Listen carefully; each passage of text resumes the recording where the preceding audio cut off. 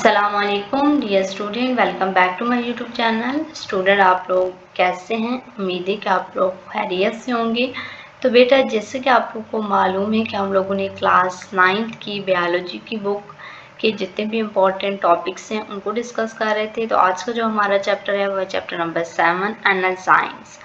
इसके जो important topics हैं वो मैं आप लोग के साथ डिस्कस करूँगी।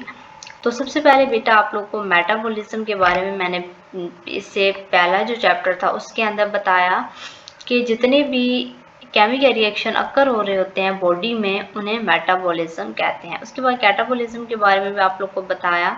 तो ये कुछ आप लोग का इतना इम्पोर्टेंट टॉपिक नहीं है। एनाजाइम में आप लोग का जो मोस्ट इम्पोर्टेंट टॉपिक है वो है करैक्टरिस्टिक्स।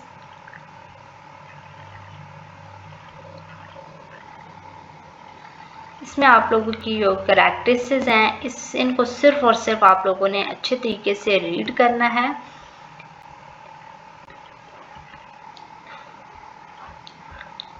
इसमें जो आप लोग का मोस्ट इम्पोर्टेंट लॉन्ग क्वेश्चन है वो है आप लोग का lock and key model of enzyme action and mechanism of enzyme action में आप लोगों ने लॉक एंड की मॉडल को एक्सप्लेन करना है।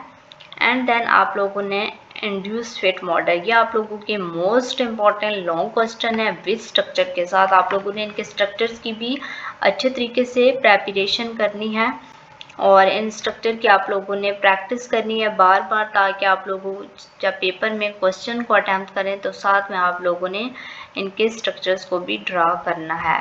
इसके बाद नेक्स्ट आप लोगों का जो एक मोस्ट इम्पॉर्टेंट है लॉन्ग क्वेश्चन इस चैप्टर में से, factor that affect the activity of enzyme. कौन से फैक्टर हैं जो एनाजाइम की एक्टिविटी को अफेक्ट करते हैं? तो इसमें आप लोग का टेम्परेचर, पीएच, आप लोगों ने टेम्परेचर का टॉपिक करना है एंड देन आप लोगों ने पीएच को।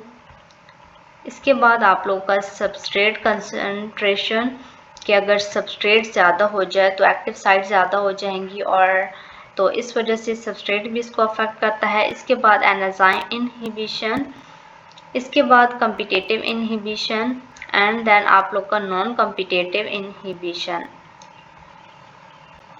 इसके बाद ये थे कुछ इम्पोर्टेंट इस टॉपिक के जो क्वेश्चंस हैं।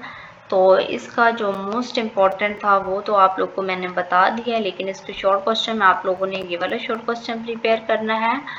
And then define enzyme, what is it role in metabolism, what is the active site of enzyme, state it importance in enzyme specificity.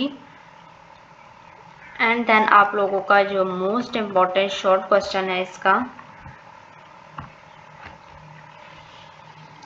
what is the effect of substrate concentration on enzyme activity?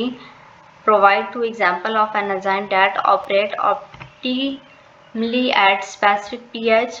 What do you mean by optimum temperature and pH? And then differentiate between competitive and non-competitive inhibition. ये आप लोग का most important short question है।